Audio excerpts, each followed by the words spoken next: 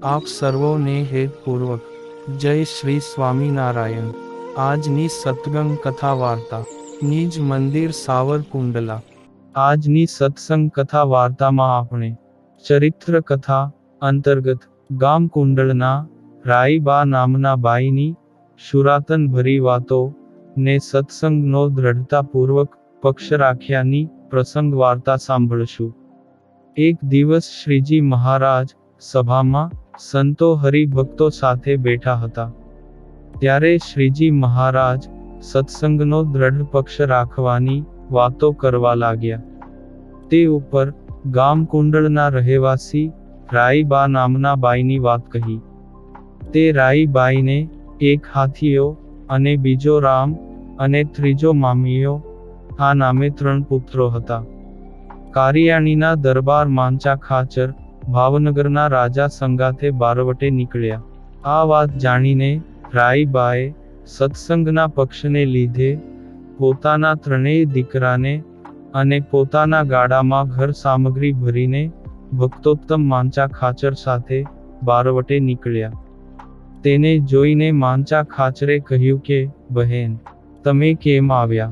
ત્યારે રાઈબાએ કહ્યું કે, તમે પ્રભુ શ્રી સ્વામિનારાયણના આશ્રિત છો અને અમે પણ સ્વામિનારાયણના આશ્રિત છીએ। આ જોતા આપણે એક બાપનો સંબંધ થયો કહેવાય। તમે મરો અને અમે અહીં જીવીને શું કરવાના?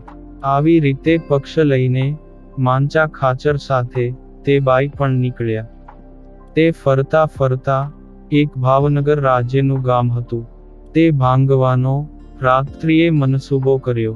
એ જ રાત્રિએ મહારાજે દર્શન દઈ રાઈબાને કહ્યું કે, તમારો હાથીયા નામનો દીકરો સવારે લલાટમાં ગોળી વાગવાથી મરી જશે।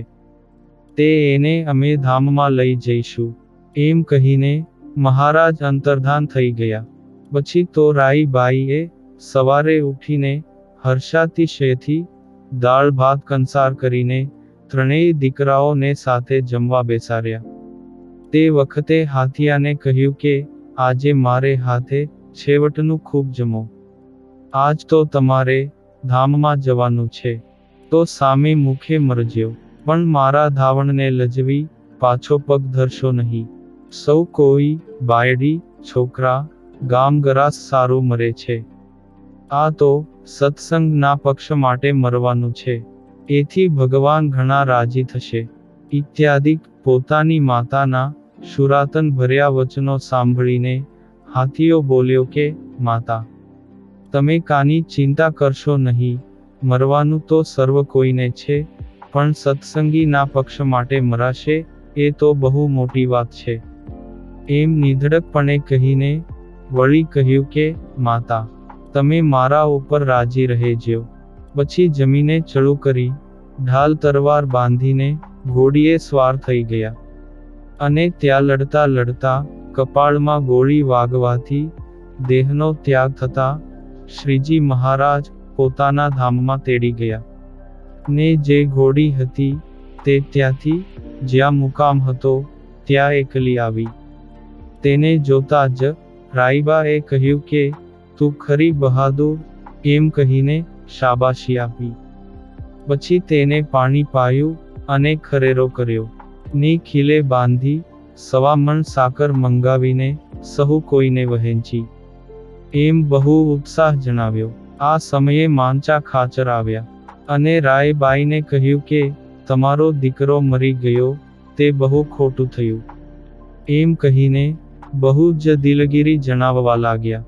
તે જોઈ શૂરવીર એવા રાઈબાઈએ કહ્યું કે, એ તો ભગવાનના સુખમય અક્ષરધામમાં ગયો છે। એનો શોક શા સારું કરો છો? અહીંના કરતા કોટી ઘણું સુખ મહારાજે રાજી થઈને આપ્યું, તેમાં શોક કરવાનો હોય જ નહીં। આ જે 2 દીકરા કેડે રહ્યા એનો શોક કરો। આવી રીતે અનન્ય ભક્ત રાઈબાએ સત્સંગનો દ્રઢ પક્ષ રાખ્યો હતો। આવી રીતની વાત મહારાજે નિજાશ્રિતોના શિક્ષણ માટે સભામાં કરી હતી। આ પાવન પ્રસંગ આજે સદ્ગુરુ શ્રી અદ્ભુતાનંદ સ્વામીની વાતો 143 માંથી સાંભળ્યો અને હવે પછીની કથા વાર્તા આપણે આગળના ભાગમાં સાંભળશું. અત્યારે આપ સર્વોને ભાવથી જય શ્રી સ્વામિનારાયણ.